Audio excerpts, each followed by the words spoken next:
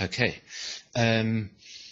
Now, if this is all sounding complicated to you, it needn't, because in fact, multiple FLD patterns are the direct result of the three very simple things that I explained to you earlier about FLDs, which are the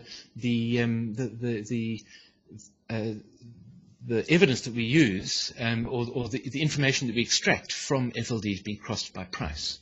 Let me quickly try and explain that to you. Let me zoom in a little bit more, and let me talk about this cascade pattern. I said to you that when price crosses an FLD, and here is the 40-day FLD, when price crosses an FLD, you generate a target. So let's assume that price turns around at this point and starts moving down. If it does, then it will cross the 40-day FLD at this level over here. Okay, just to highlight that level. At that point, we would generate, I'm speaking hypothetically, we would generate a target for this move down an equal distance down to here. Okay, because of the information that we extract crossing the 40-day FLD. Now, do you notice something? If price was to achieve that target, then it would also cross the 80-day FLD, which goes over here. Now, when price crosses that 80-day FLD, we can generate yet another target. Price from the peak over here, crossing the FLD over there, projects a target down to here. If price was to achieve that target over there, which we expect it to, then it will, of course, cross the 20-week FLD, which is over here.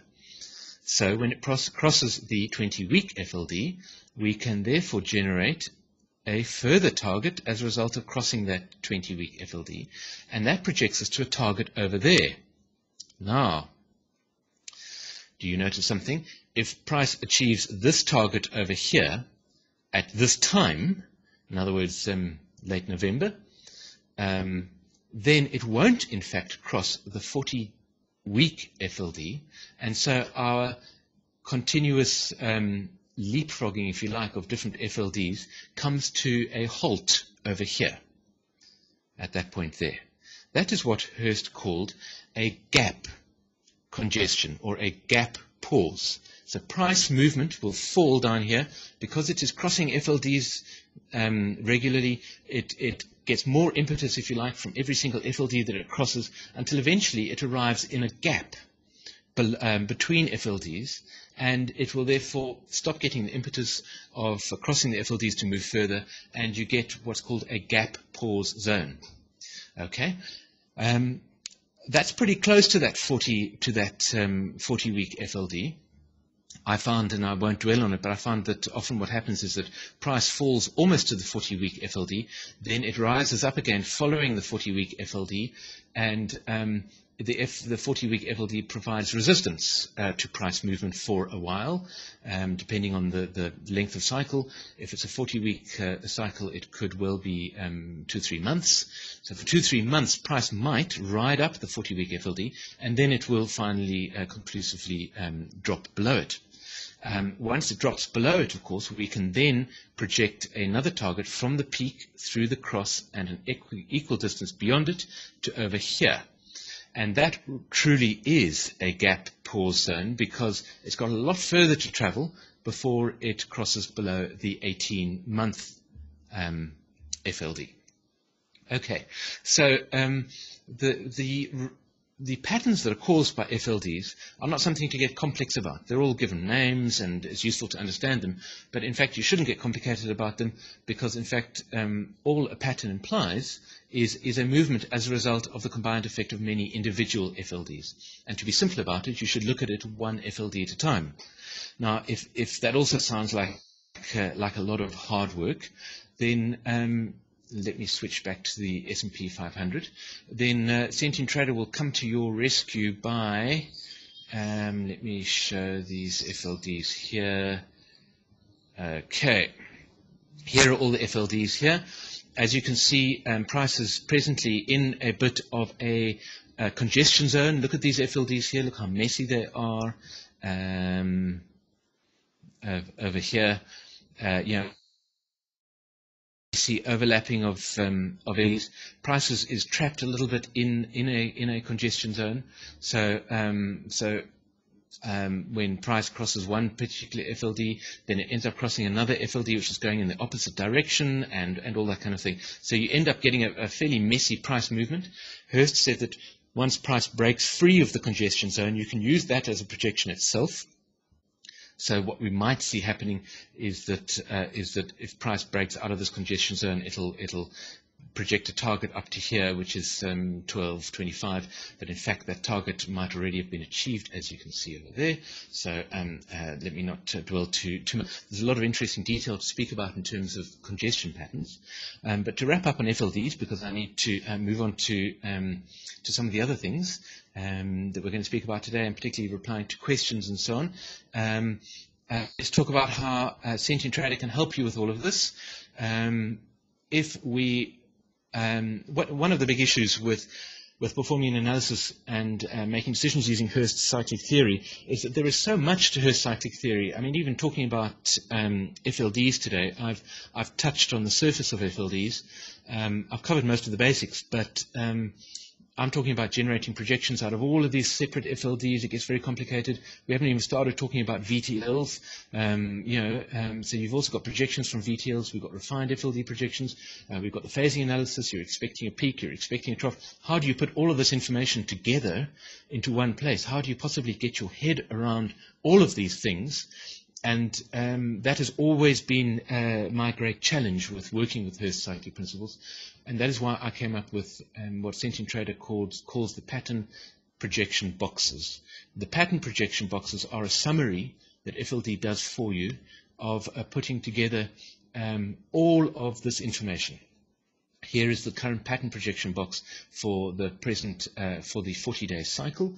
And if we zoom in a bit, you can see that Sentient Trader is saying that it is expecting for the 40-day cycle price to move into this green box over here.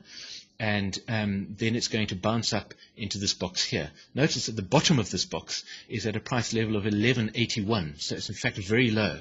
The center of this box is about 1250, just above 1250. But the bottom of the box, which would be a fulfillment of this move, is very low. So this is certainly not a move I would trade, but it's expecting the cycle to the price to come down into a 40-day trough over here, bounce up into a projection box, which is not very encouraging, and then of course move down in the next leg down. How does it calculate those FLD pattern projection boxes? As Craig asked earlier, does it use the FLD projections to do that? Yes, it does. Sentient Trader has a fairly complex, a very unique way of stepping through. It steps through many hypothetical price movements, and it comes up what it believes is the most likely one. And it steps through the price, and it works out what FLDs would be crossed, and therefore it generates further targets for you. And it also uses refined FLD pattern projections in that process, and it also uses VTLs in that process. And how do you see this information? You go again to the analysis summary panel, you go to your projections, scroll down to the bottom, and you see current FLD pattern projection. Says here, price has risen over the last bar in an otherwise downwards price movement in a downward FLD pattern. Okay, the first pattern sequence projects a price movement down to a target of 1123 by about the 9th of September. The second FLD pattern sequence projects a price movement up to a target, and so on and so on, so on and so forth.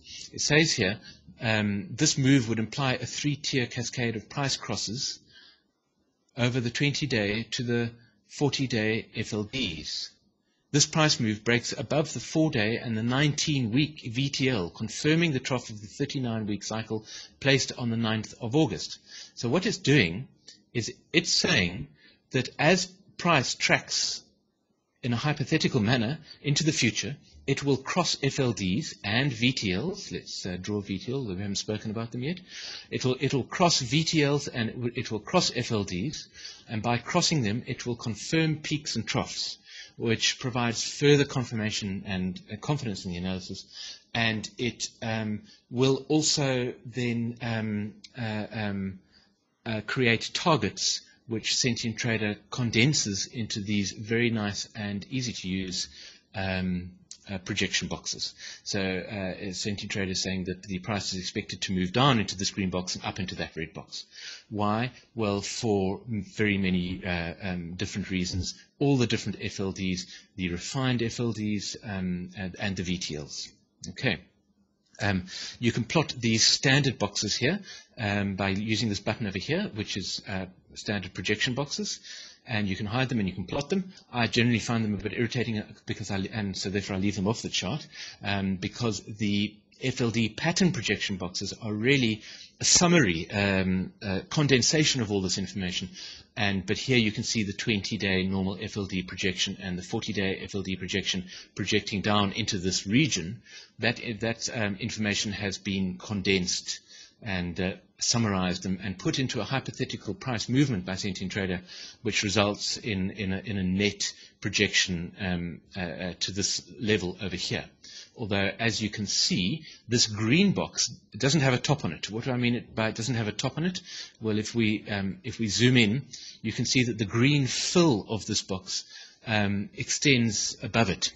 What that means is that it's very possible that this target will be undershot. In other words, price won't move all that way down. So in fact, where price got to yesterday, and if I turn back on the candlestick charts, price got all the way down to there yesterday, that is actually already in the price projection box. So it's quite possible that this trough was formed yesterday. How would we know that that trough had been formed yesterday? Well, we use the evidence of VTLs and FLDs.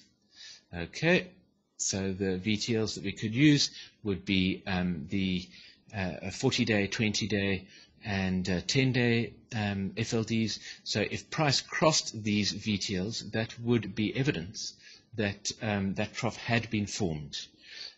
So how would we know whether the 40-day trough had been formed? Well, if price crosses over the 40-day VTL. Do you notice a problem? Let me turn my whiteboard. Do you notice a problem with the 40-day VTL? Here is the 40-day VTL, and it is currently below price. So we cannot use a price cross of the 40-day VTL FLD to confirm that a trough has been formed.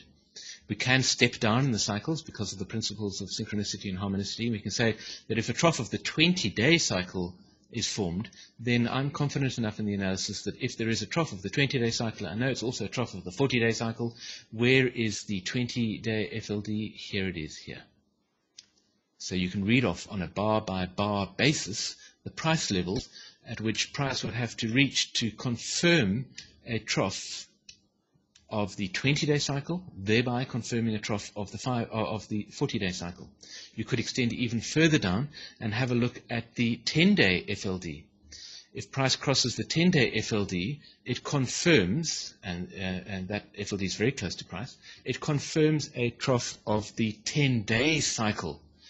Depending how confident you are in the analysis, that might also be a trough of the 40-day cycle. So how confident are we in this analysis? Let me get straight to the point. How confident am I in this analysis? Let me measure how many days have elapsed since the last 40-day peak. 28 days have elapsed.